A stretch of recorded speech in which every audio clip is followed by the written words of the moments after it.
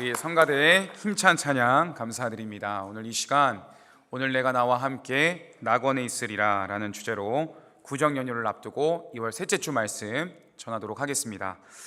사랑하는 성도 여러분, 현대 천체 물리학에는 사건의 지평선이라는 신비롭고도 두려운 개념이 있습니다. 사진 한번 띄워주시면 감사하겠습니다. 사건의 지평선이라는 것은 우주에서 가장 강력한 힘을 가진, 보시는 바와 같이 블랙홀 주변에 존재하는 보이지 않는 운명의 경계선, 이것을 가리키는 것입니다. 칠흑 같은 우주 공간에는 모든 것을 집어삼키는 거대한 중력의 소용돌이가 존재하죠. 그것이 바로 블랙홀입니다. 이 경계선의 무서운 점이 무엇일까요? 이 선을 넘기 전까지는 어느 정도 과학적으로 탈출할 수 있는 가능성이 논의될 수 있지만, 일단 이 선을 단 1mm라도 넘어서는 순간에는 상황이 달라진다는 것입니다. 경계선을 넘게 되면 우주에서 가장 빠르다는 빛조차도 그 엄청난 중력을 이기지 못하고 영원한 어둠 속으로 끌려 들어간다는 사실이죠. 그 사건의 지평선 하나가 살아있는 존재와 영원한 소멸을 가르는 거대한 분수령이 된다는 것입니다. 오늘 우리가 읽은 누가복음 23장의 골고다 언덕은 인류 역사상 가장 거룩하고도 엄숙한 영혼의 지평선이다 라고 말씀드릴 수 있겠습니다. 중앙에 우리 예수님께서 십자가에 달리셨고, 그리고 양편에 달린 두 행악자가 있었습니다. 이들은 지금 영원한 운명이 갈리는 인생의 마지막 임계점 위에 서 있는 것입니다. 여러분, 십자가라는 것은 모든 가면이 벗어지는 자리입니다. 죽음이라는 거대한 중력이 영혼을 끌어당길 때 인간이 평소에 무엇을 진짜로 붙들었는지, 예수 그리스도를 붙들었는지, 인생의 여러 가지의 것들을, 헛된 것들을 붙들었는지가 한순간에 드러난다는 것이죠. 본문에 등장하는 예수님 곁에 함께 십자가에 달린 두 행악자는 그들의 제목이 다 달랐겠지만 처지는 똑같습니다. 같은 고통 속에 있었고요, 그리고 바로 곁에 자신과 똑같은 처지에 놓인 예수님을 두 명이 바라보고 있는 것입니다. 그런데 한 사람은 비방과 냉소 속에 사건의 지평선 넘어 돌아올 수 없는 강을 건너버렸고요, 다른 한 사람은 죽음의 문턱에서 마지막에는 예수여 나를 기억하여 주옵소서 라는 짧은 고백과 함께 주님의 손잡고 영원한 천국에 들어가게 된 것입니다. 찰나의 순간이었지만 고백 하나 때문에, 중심 하나 때문에 운명이 바뀌게 된 것이죠. 사랑하는 성도 여러분, 오늘 설교의 목적은 분명합니다. 다가오는 설 명절을 앞두고 우리 성도님들이 믿지 않는 가족에게 복음 전하기를 미루어서는 안 된다는 것입니다. 또한 복음을 전하기 전에 먼저 우리 자신이 십자가 앞에 그동안의 나의 추악한 모습들을 감추지 말고 고백함으로써 다시 서기로 결단하는 시간이 바로 이 시간이 되어야 된다는 것이죠. 오늘 말씀을 통해 우리 안에 미뤄두었던 회개가 다시 시작되고 사랑하는 가족에게 복음을 전할 용기를 얻을 수 있는 주일 낮 예배가 되기를 주님의 이름으로 축원합니다. 우리 함께 첫째 주제 같이 읽어볼까요? 시작. 우리는 완악함의 빗장을 풀고 십자가 앞에서 철저히 깨어져야 합니다. 사랑하는 성도 여러분, 오늘 우리가 누가복음 말씀 살펴보았잖아요. 이 말씀을 깊이 있게 이해하기 위해서는 반드시 함께 찾아봐야 될 말씀이 있습니다. 오늘 본문인 누가복음은 한 행악자의 저주와 또 다른 행악자의 회개가 기록되어 있지만, 평행 본문인 마태복음과 마가복음을 보시면 십자가 사건에 등장하는 두 인물 모두 처음에는 예수님을 똑같이 비방했다는 것이죠. 함께 두 본문을 띄워주시면 먼저 마태복음 27장 44절 읽겠습니다. 시작. 십자가에 못 박힌 강도들도 이와 같이 욕하더라. 마가복음 15장 31절 말씀 읽겠습니다. 시작. 이스라엘의 왕 그리스도가 지금 십자가에서 내려와 우리가 보고 믿게 할지어다 하며 함께 십자가에 못 박힌 자들도 예수를 욕하더라. 성도 여러분, 이 내용은 오늘의 본문을 묵상하는 데에 매우 중요합니다. 처음에는 두 강도 모두 예수님을 어떻게 했다고요? 똑같이 비방하고 조롱했다는 것이죠.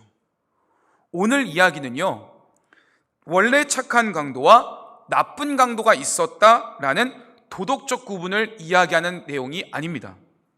똑같이 독서를 내뱉던 두 죄인 중 한 사람이 십자가라는 영혼의 지평선 위에서 어떻게 둘 다 소멸의 길로 가는 게 아니라 한 사람은 완악한 빗장을 풀고 주님께로 나올 수 있었는지, 그것을 오늘 이 시간 묵상해 보기를 원합니다. 우리 다 함께 골고다의 언덕에 오르셨던 예수님의 고난의 십자가와 십자가에 달리신 예수님의 그 모습을 상상하기 어렵겠지만 한번 떠올려 볼까요? 여러분, 그곳에는요, 두 행악자만이 아니라 수많은 사람들의 비난과 조롱이 넘쳐나고 있었어요. 종교 지도자들은 신학적 논리로 예수님은 가짜다라고 비웃었습니다. 군중들은 처음에는 예수님이 예루살렘 입성에 있을 때는 종려가죽 나무를 흔들며 축복했지만 힘없이 십자가에 달리신 예수님은 가짜라고 이야기하며 비웃었습니다. 로마 군병들은 무관심 속에 주님을 희롱하고 채찍질하였죠. 십자가에 달린 두 행악자 역시도 그 살벌한 분위기에 동조하고 있습니다. 뭐라고 합니까? 너가 그리스도냐? 그렇다면 내려와서 너도 살고 우리도 살리면 되지 않겠느냐? 이렇게 비방하는 것이죠. 성도 여러분, 이때 두 강도의 말 속에는요, 오늘날 저와 우리 성도님들의 모습이 담겨져 있다는 것을 아십니까? 그들의 요구는 명확했습니다. 지금 당장 이 고통에서 해방시키면 믿을 테니까 한번 해결해 봐라. 그것이 바로 행악자들의 말이었었어요. 내 상황을 바꿔주면 믿겠다는 것이죠. 행악자들에게 예수님은 죄에서 건져주실 나의 구원자에는 관심이 없고 당장의 아픔을 해결해 줄 해방자를 찾고 있었다는 것입니다. 여러분, 십자가는 고통을 피하는 우회로가 아닙니다. 십자가는 나의 죄를 정직하게 직면하고 그 값을 대신 치러주시는 주님 앞에 엎드리는 직면의 자리요, 죄사함을 얻는 긍휼의 자리인 줄로 믿습니다. 사람은 하나님께 이렇게 행정할 때가 있습니다. 하나님이 살아계시면 이 문제를 해결해 주십시오. 그러면 내가 주님을 믿겠습니다. 여러분, 이렇게 오늘날 많은 그리스도인들과 많은 장기결석자들과 이탈한 성도들이 이러한 기도와 흥정을 하면서 하나님을 아프게 합니다. 주님의 마음을 아프게 하는 것이죠. 성도 여러분, 지난날 설 명절에 우리 성도님들 가족들 만날 때 성도님들의 마음속에는 솔직하게 어떤 생각들이 스쳐 지나가셨습니까? 때로는 친척들과 나의 형편을 비교하고 남몰래 하나님을 원망하진 않으셨나요? 하나님, 왜 우리 집안의 이 고질적인 문제는 해결해 주지 않으십니까? 왜 저를 믿지 않는 가족들 앞에서 초라하게 만드십니까? 이렇게 말할 때가 있지 않으셨나요? 이런 원망의 말들은요, 사실 우리의 영혼들을 가두어 버리는 원악함의 빗장입니다. 오늘 본문의 두 강도를 보십시오. 그들도 처음에는 똑같이 예수님을 비방하며 원망을 쏟아냈어요. 하지만 우리 가정의 진정한 회복은 눈에 보이는 상황이 바뀌는 것에 있지 아니하고 오직 내 마음의 완악한 빗장을 주 예수 그리스도의 은혜로 풀고 철저히 회개할 때 시작되는 줄로 믿습니다. 이 시간 한번 사진 한번 띄워주시겠어요? 네, 여기 책에 보시면 지금 같은 내용인데 철로역정의 만화 영화의 내용이고, 그리고 우측은 책으로 나온 책이죠. 자, 이 닫힌 문과 이 열쇠에 대해 존 버년의 고전 철로역정은 우리에게 아주 중요한 영적 통찰을 안겨주고 있습니다. 스토리를 한번 설명을 드릴게요. 여기 책에 나오는 주인공은 이름이 크리스천입니다. 크리스천이 길을 잘못 들어서 어느 날 갑자기 절망의 거인에게 붙잡히게 돼버린 거죠. 그는 의심의 성이라는 깊고 어두운 지하 감옥에 갇히고 말았습니다. 여러분, 그 감옥의 문은요, 세상의 어떤 힘으로도 부술 수 없을 만큼 견고했고요, 자물쇠는 죄의 녹이 스며들어 버렸기 때문에 꼼짝도 할 수 없었습니다. 거인은 매일 감옥에 갇힌 의심의 성에 갇혀 있는 크리스천을 향하여서 찾아와서 이렇게 속삭였어요. 너의 처지를 봐라. 하나님이 너 버리신 거야. 여기서 나갈 길은 없어. 차라리 너의 모든 소망과 하나님을 버려라. 이렇게 이야기를 했어요. 명절날 우리를 찾아오는 비교의식과 원망도 이와 같습니다. 너의 인생은 소망이 없어. 내 집안은 절대 안 변해. 라고 사탄이 우리에게 속삭이고 있다는 것입니다. 십자가 위에서 예수님을 저주했던 강도들의 상태가 바로 이 의심의 성에 갇힌 크리스천과 같았던 것이죠. 그런데 탈출이 불가능해 보이던 그 절망의 한복판에서 철로 역정의 주인공 크리스천이 문득 한 가지를 깨닫습니다. 그가 이렇게 말합니다. 내가 왜 이 더러운 감옥에 누워만 있는가? 지금 내 품속에는 이 문을 열 수 있는 열쇠가 이미 있었구나. 이미 그 문을 열 수 있는 열쇠가 자기 몸에 지니고 있었는데 열쇠가 자신에게 있다는 것을 크리스천이 그동안 몰랐던 것이죠. 여러분, 그런데 이 철로 역정의 만화 영화와 책 속에 담겨 있는 열쇠 이름이 뭔지 아십니까? 함께 따라해 볼까요? 하나님의 약속. 약속이라는 열쇠였어요.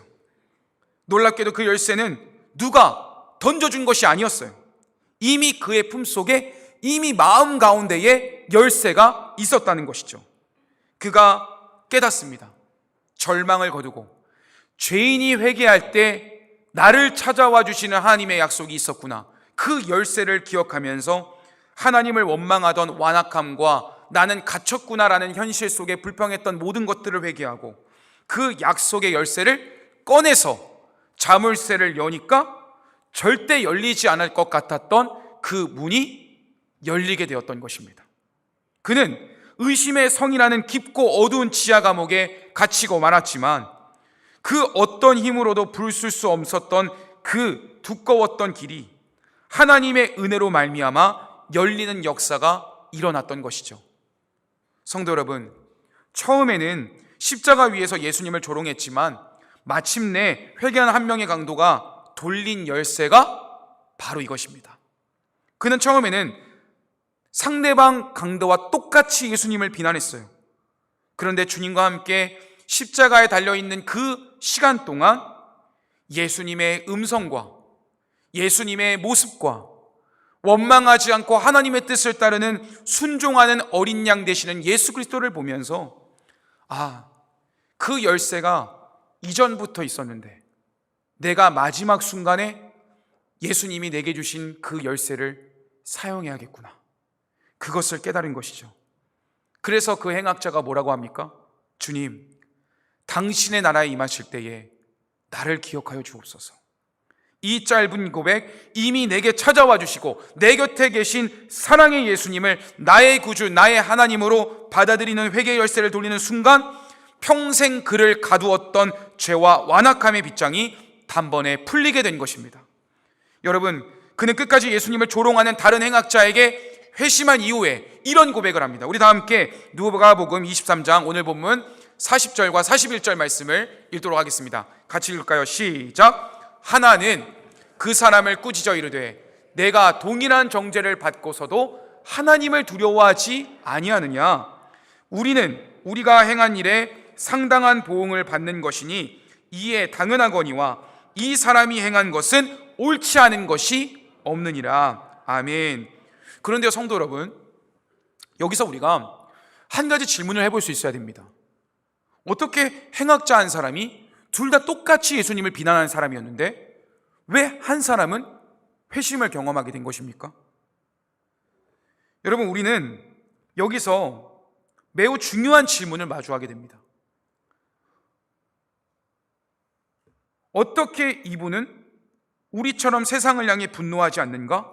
이것을 보면서 무엇을 깨달게 된 거냐면, 현대 기독교의 지성자 존 스토트 목사님은 그에 져서 그리스도의 십자가에서 이렇게 설명을 했어요. 십자가의 사랑은 머리로 이해하는 교리가 아니다.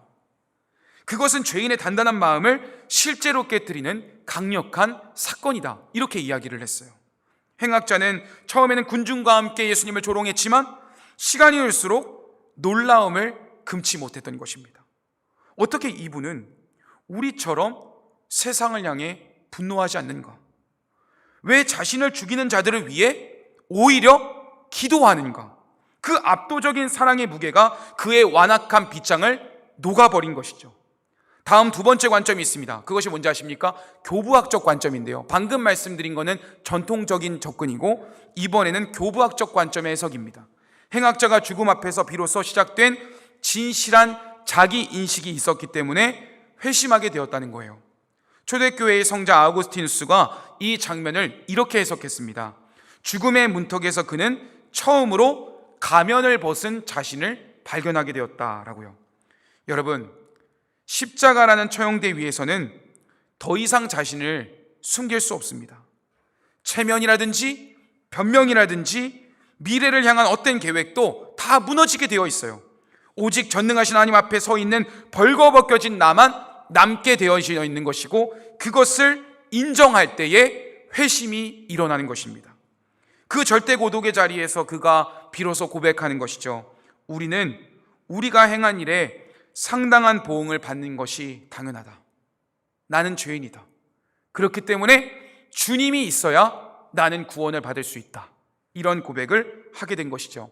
사랑하는 성도 여러분, 참된 회개는 하나님 앞에서 나의 비참함을 처절하게 인정하는 자기 인식의 변화에서부터 비롯된다는 것을 기억하시기 바랍니다.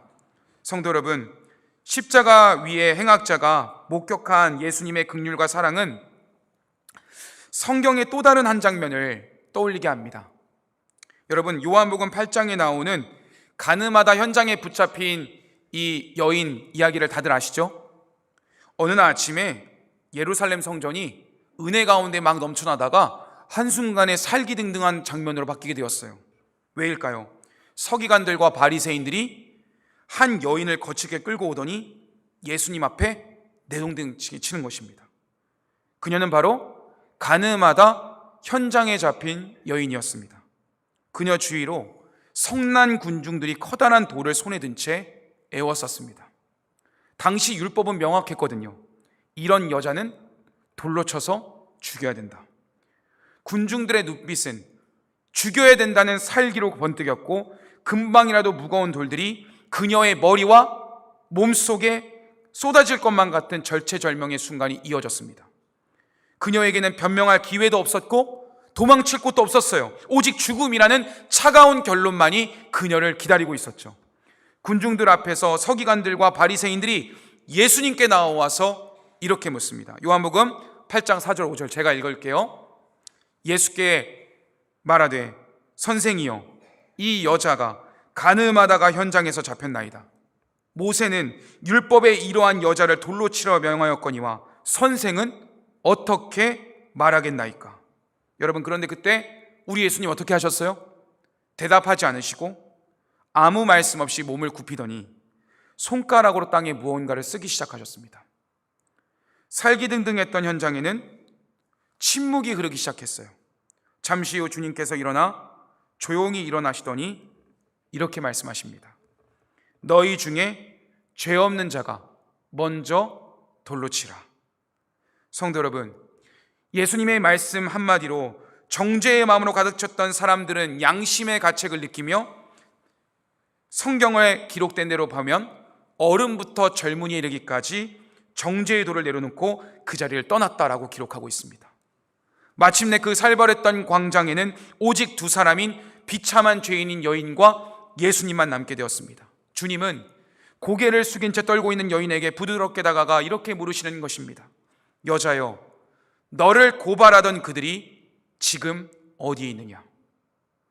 그때 여인은 가슴 벅찬 목소리로 이렇게 말하지 않습니까? 주여, 그 정죄하는 자가 없나이다.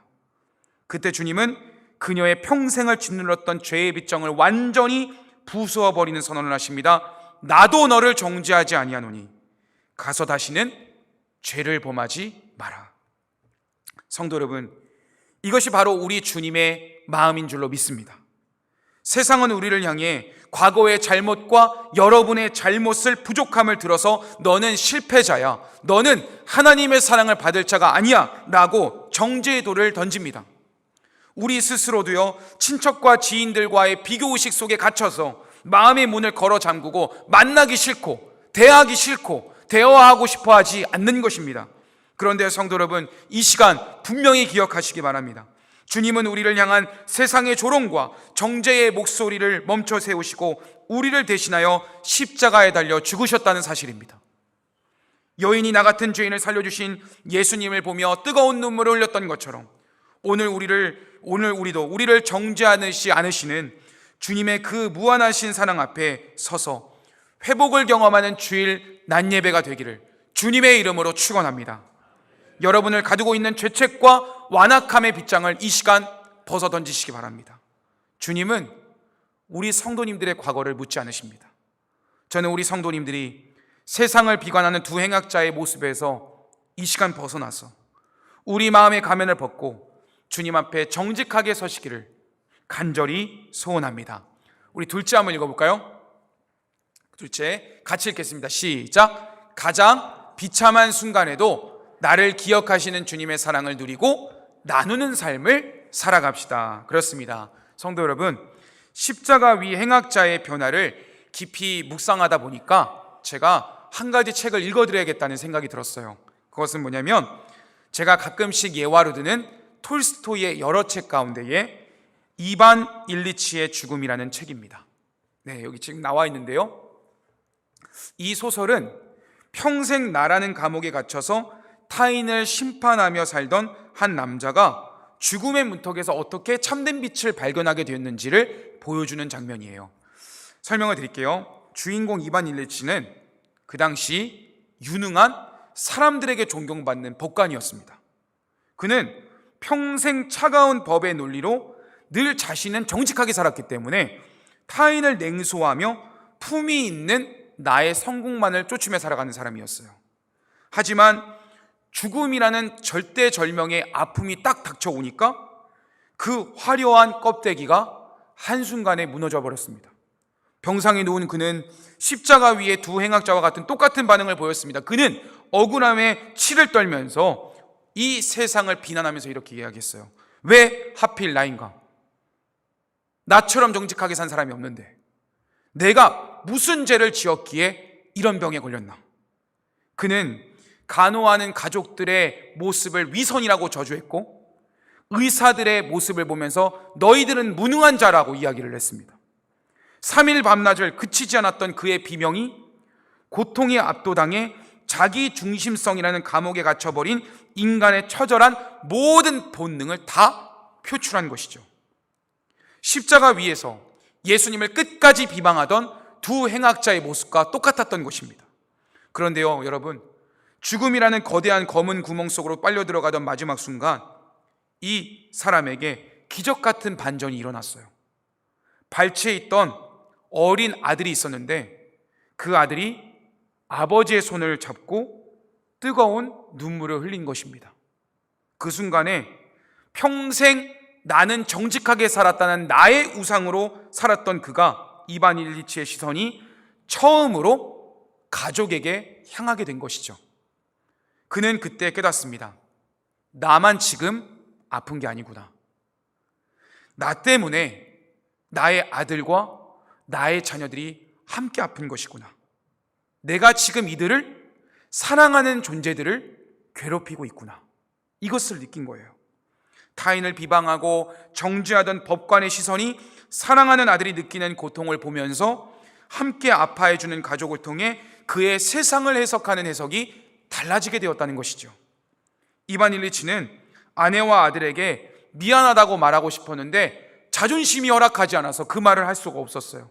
그동안 이곳에서 날 내보내줘 라고 말하고 싶었던 그는 이제 마지막 기력을 다해서 그 사랑하는 가족에게 이런 고백을 했다고 합니다. 나를 용서해 줄 수 있겠니? 그렇게 그는 그동안 자신을 짓누르던 죽음의 공포에서 벗어나 자유로운 사람이 되었습니다. 성도 여러분, 이 책의 저자 톨스토이가 이반 일리치의 죽음이라는 소설을 통해 독자들에게 뼈아픈 질문을 던지고 있다는 것을 기억하셔야 됩니다. 첫 번째 질문은 무엇이냐면요, 그것은 우리가 어떻게 살 것인가라는 질문입니다.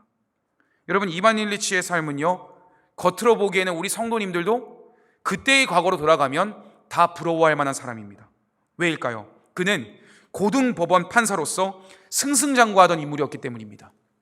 하지만 톨스토이는 그것을 뭐라고 하냐면 끔찍할 정도로 평범한 인생이라고 이야기합니다. 이반 일리치가 남들이 정해놓은 성공의 기준에 맞춰 살긴 했지만 정작 자신의 영혼과 나와 내 가족은 돌보지 못했기 때문입니다. 죽음 앞에서만 비로소 진짜 삶이 무엇인지 보았다는 인생의 역사를 보여주고 있기 때문이죠. 여러분, 다음으로 톨스토이는요, 독자들에게 마지막 두 번째 질문을 던지고 있어요. 그것은 뭔지 아십니까? 고난은 위선을 벗기는 축복의 도구다입니다. 이반 일리치가 병들기 전까지는요, 그는 늘 자신이 정직하다고 살았기 때문에 타인을 비방하고요, 심판하는 그런 판사의 역할만 하고 있었어요. 그러나 고난은 그가 가졌던 모든 가짜의 가면을 벗어던지게 만들었습니다. 톨스토이는요, 이런 것입니다. 고난이야말로 인간이 자신의 비참함을 깨닫고 하나님 앞에 단독자로 서게 만드는 통로라고 보았던 것이죠. 사랑하는 성도 여러분, 이반 일리치가 아들의 눈물을 본 순간에도 이러한 원망을 바꾸게 되는데, 오늘 행악자는 곁에 계신 구주 예수님의 고통을 본 순간 비방을 멈추게 된 것입니다. 그리고 그는 끝까지 예수님을 저주하고 조롱하는 상대편 행악자에게 이렇게 이야기하는 것입니다. 이 사람 예수가 행한 것은 옳지 않은 것이 없느니라 라고요. 우리가 명절에 가족을 원망하는 이유가 뭘까요? 우리가 친척들을 바라보고 대화가 통하지 않는 그런 가족들을, 친척들을 만날 때마다 그들을 원망하는 이유는 무엇이냐면 나의 고통을 집중하기 때문입니다. 그러나 우리가 이 시간 나 같은 죄인을 위해 십자가에 못 박히신 예수님의 은혜를 묵상하게 되면 예수님을 믿지 않는 가족과 친척에 대한 걱정과 따뜻한 마음이 생기게 된다는 것입니다. 이반 일리치는 고통에서 내보내달라고 외치려다가 마지막 순간에는 나를 용서해달라고 말하지 않습니까? 그런데 그 용서의 고백이 터져나오는 순간 그를 짓누르던 모든 죽음의 공포가 사라지게 되지 않았습니까? 성도 여러분, 오늘 본문의 행악자 역시 예수님을 모를 때에는 당신이 메시아라면 나 한번 건져내봐라 이렇게 얘기를 했어요. 그런데 그는 예수님이 하나님의 아들이고 나 같은 행악자를 용서하기 위해 십자가에 못 박히신 분이 바로 내 곁에 있구나 라는 것을 깨닫게 되자 이런 간구를 올려드립니다. 본문 42절 띄워주세요. 이르되 예수여 당신의 나라에 임하실 때에 나를 기억하소서. 이 간구를 들으신 예수님은 이렇게 선언하십니다. 예수께서 이르시되 내가 진실로 내게 이르노니 오늘 내가 나와 함께 낙원에 있으리라 하시니라. 아멘. 우리 성도 여러분, 다 같이 43절 다시 띄워주세요. 같이 한번 43절 말씀 읽어볼까요? 시작. 예수께서 이르시되 내가 진실로 내게 이르노니 오늘 내가 나와 함께 낙원에 있으리라 하시니라. 아멘. 성도 여러분, 십자가 위에 행악자가 받은 은혜는 우리 삶에 임한 두 가지 선물을 보여줍니다. 먼저 그것은요, 여러분의 과거를 묻지 않는 즉각적인 용서의 은혜입니다. 행악자는 평생 죄만 짓다가 죽기 직전까지 예수님 욕하던 사람이지 않았습니까? 그런데 주님은 그를 향하여서 너가 끝까지 나를 부정하지 않았느냐, 너가 잘못된 삶을 살지 않았느냐 라고 묻지 않으십니다. 그저 나를 기억해달라는 그의 겸손한 회개의 고백을 믿음으로 받으시고 주님은 그를 향하여 오늘의 은혜이자 영원한 천국의 은혜를 베풀어 주신 것입니다. 성도 여러분, 이번 명절에 혹시 나는 왜 이것밖에 이루지 못했을까? 우리 집안은 왜 이런 부분이 부족할까? 라며 스스로를 정죄하지 마십시오. 주님은 우리의 과거를 보지 않으십니다. 지금 이 순간 주님께 마음을 열기만 하면 주님은 지금 즉시 성도님들의 마음의 평안을 부어주실 뿐만 아니라 성도님들의 가정을 존귀하게 하실 줄로 믿습니다. 자격 없는 우리를 주의 자녀로 삼아주신 이 따뜻한 은혜를 잊지 말고 감사를 고백할 수 있는 이번 설 명절이 되기를 주님의 이름으로 축원합니다. 여러분, 마지막으로 주님이 오늘의 본문을 통해 여러분에게 주신 두 번째 선물은 무엇입니까? 함께 따라해 볼까요? 동행의 은혜. 동행의 은혜입니다. 예수님은 오늘 본문에서 회심한 행악자에게 가장 큰 위로를 주셨습니다. 그것은 바로 너가 나와 함께입니다. 너가 나와 함께 낙원에 있으리라 라고 말씀하셨어요. 사랑하는 성도 여러분, 나와 함께라는 것은 동행의 복입니다. 주님이 성도님들과 함께 오늘도 동행하고 계심을 믿으십니까? 이럴 때는 크게 아멘 하셔야 됩니다. 믿으십니까? 주님은 우리 성도님들과 함께 하십니다. 우리 부굴산교회와 함께 하십니다. 우리 성도님들의 가족과 함께 하십니다. 우리에게 어떤 문제가 있다 할지라도 주님이 성도님들의 손을 잡고 계시기 때문에 우리는 염려할 것이 없는 줄로 믿습니다. 주님이 함께 하시면요, 내 지난날의 날이 아무리 고통스러워도 이제 내 삶은 죽고 떠나는 천국이 아니라 이 세상의 삶도 천국을 미리 맛보는 인생이 되는 줄로 믿습니다. 성도 여러분, 지금 이 자리에는요, 다 우리 성도님들의 사연이 다르고 아픔이 다릅니다. 지금 이 자리에는 눈물 흘리며 마음속으로 고통하고 있는 신음하는 성도님들이 계시고, 친척들과 가족들도 만나고 싶지 않을 만큼 마음의 질병 속에, 육체적인 질병 속에 신음하는 백성들이 계십니다. 여러분, 우리 주님이 그 성도님들의 아픔을 모르시겠습니까? 여러분을 위하여 십자가의 모든 고통을 감내하시고 죽으신 예수님은 우리 성도님들의 아픔을 가장 잘 아시는 주님이십니다.